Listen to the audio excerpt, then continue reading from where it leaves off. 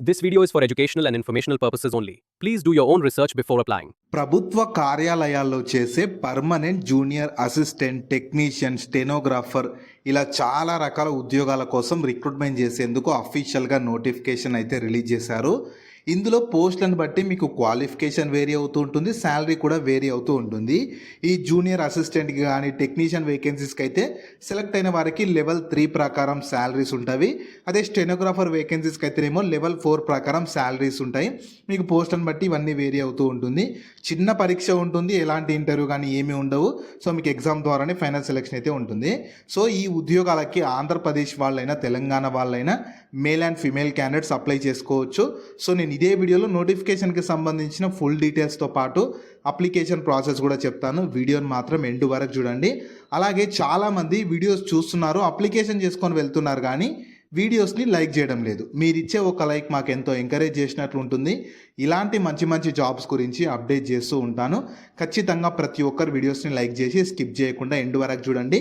అలాగే మన ఛానల్కి వచ్చిన కొత్త వాళ్ళు ఎవరన్నా ఉంటే వీడియోస్ని లైక్ చేయడంతో పాటు ఛానల్ని సబ్స్క్రైబ్ చేసుకొని పక్కలో ఉన్న బెల్ సింబల్ని కూడా యాక్టివేట్ చేసి పెట్టుకుంటే నేను ఎప్పుడు కొత్త వీడియో అప్లోడ్ చేసినా మీకు నోటిఫికేషన్ ద్వారా అప్డేట్ అయితే వస్తుంది.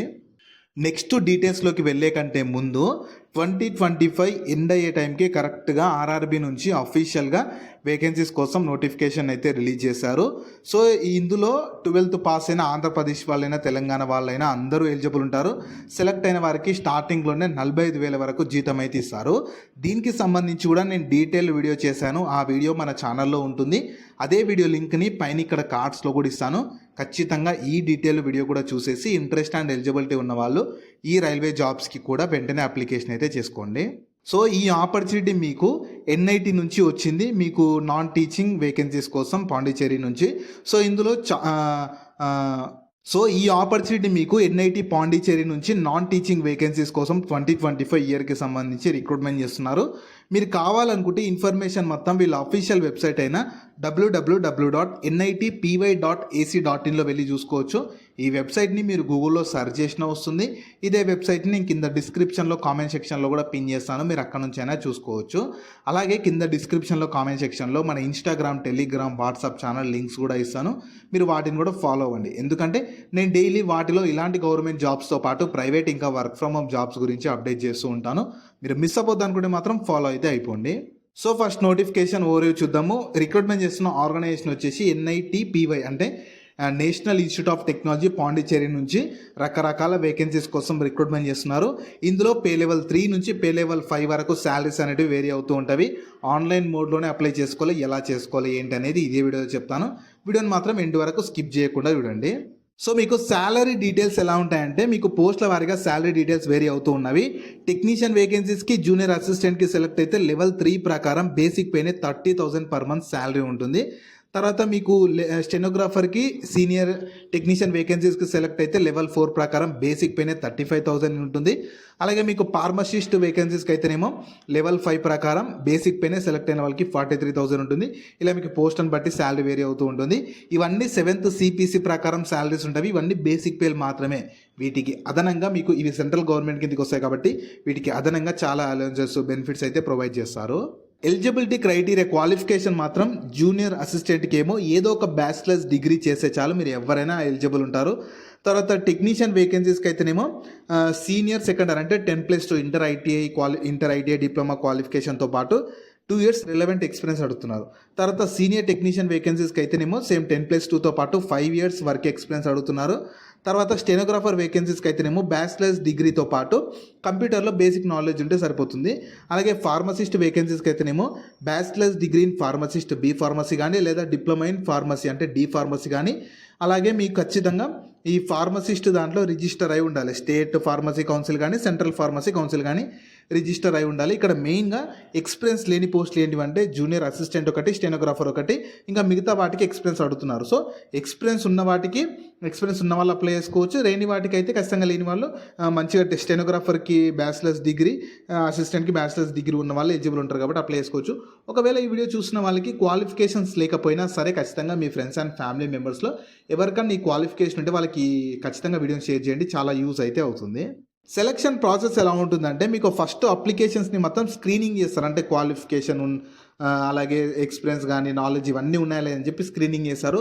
దాని తర్వాత మల్టిపుల్ స్టేజెస్లో మీకు సెలక్షన్ ప్రాసెస్ ఉంటుంది. అంటే first CBT computer based test ఉంటుంది, దాని తర్వాత DV డాక్యుమెంట్ వెరిఫికేషన్, దాని తర్వాత మీకు మెడికల్ కానీ ఇవన్నీ కండక్ట్ చేసి సెలెక్షన్ చేస్తారు.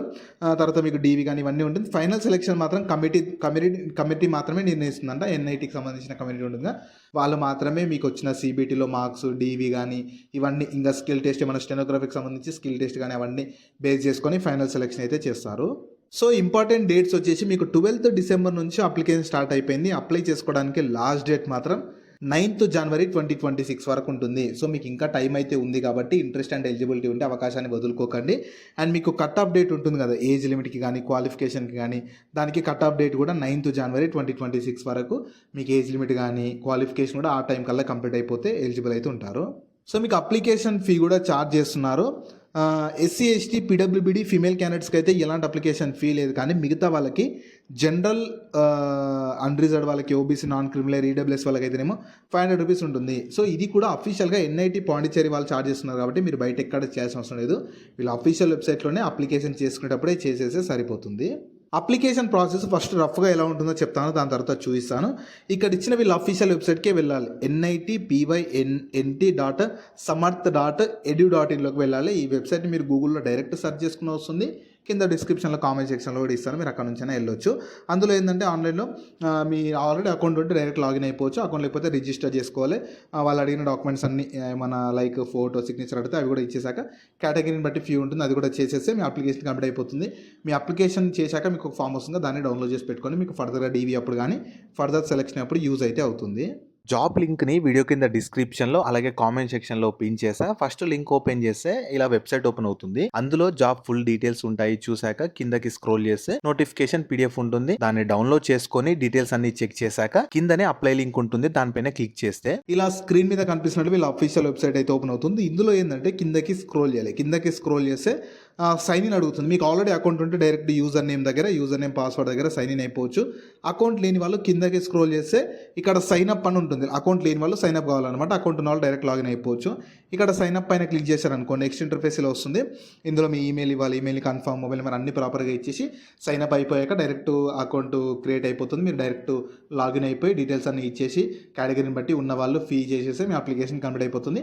వాళ్ళు ఫర్దర్గా మీకు ఎగ్జామినేషన్ డేట్స్ అన్నీ అప్డేట్ చేసి ఎగ్జామ్ కండక్ట్ చేసి సెలెక్షన్ చేసి జాబ్ అయితే ఇస్తారు. ఈ ఆపర్చునిటీ మీకు మన సెంట్రల్ గవర్నమెంట్ కింద పనిచేస్తున్న NIT Pondicherry, national institute of technology Pondicherry నుంచి అయితే ఈ నోటిఫికేషన్ వచ్చింది. నాన్ టీచింగ్ వేకెన్సీస్ కోసం రిక్రూట్మెంట్ చేసేందుకు. సో మీకు మ్యాక్సిమం ఇనిషియల్గా సెలక్షన్ ప్రాసెస్ కానీ పోస్టింగ్ కానీ మొత్తం పాండిచ్చేరిలోనే ఉండొచ్చు. ఫర్దర్గా మీరు కావాలనుకుంటే NITs అనేవి ఆల్ ఓవర్ ఇండియా ఉంటాయి. మన NIT మన తెలంగాణలో NIT వరంగల్ ఉంటుంది. అలా మీకు NITలు మన ఓన్ స్టేట్లో కూడా ఉంటాయి. మీరు ఫర్దర్గా కావాలనుకుంటే మన NITస్కి కూడా ట్రాన్స్ఫర్ చేయించుకోవచ్చు. కాబట్టి పర్లేదు, మాకు ఇనిషియల్గా సెంట్రల్ గవర్నమెంట్కి తెలుసు కాబట్టి మంచి సెంట్రల్ గవర్నమెంట్ జాబ్ మాకు ఎక్కడైనా సరే అనుకున్న వాళ్ళు చేసుకోవచ్చు. ఫర్దర్గా మన స్టేట్కి కూడా ట్రాన్స్ఫర్ చేయించుకోవచ్చు. కాబట్టి ఎవరు కూడా వదులుకోకండి. పోస్టులు అయితే ఎక్కువగా అయితే లేవు, మ్యాక్సిమం సింగిల్ డిజిట్లోనే ఉన్నవి. పర్లేదు, పోస్టులు ఎన్ని ఉన్నా మనం కాంపిటీషన్లో అంటే ప్రిపేర్ అయ్యి కొట్టేది ఒకటే జాబ్ కాబట్టి మేము ఆల్రెడీ ప్రిపరేషన్లో ఉన్నాం, మంచి సెంట్రల్ గవర్నమెంట్ జాబ్ చేయాలనుకునే వాళ్ళు అవకాశాన్ని అయితే యూటిలైజ్ అయితే చేసుకోండి. సో వీటికి సంబంధించిన లింక్స్ అన్ని వీడియో కింద డిస్క్రిప్షన్లో అలాగే కామెంట్ సెక్షన్లో పిన్ చేసా చూడండి. అలాగే మీ ఫ్రెండ్స్ అండ్ ఫ్యామిలీ మెంబర్స్ అందరికి కూడా షేర్ చేయడం మాత్రం మర్చిపోకండి. మీకు జాబ్స్ గురించి ఎలాంటి డౌట్స్ ఉన్నా సరే కింద కామెంట్స్లో అడగండి, నేను ప్రతి కామెంట్కి రిప్లై అయితే ఇస్తాను.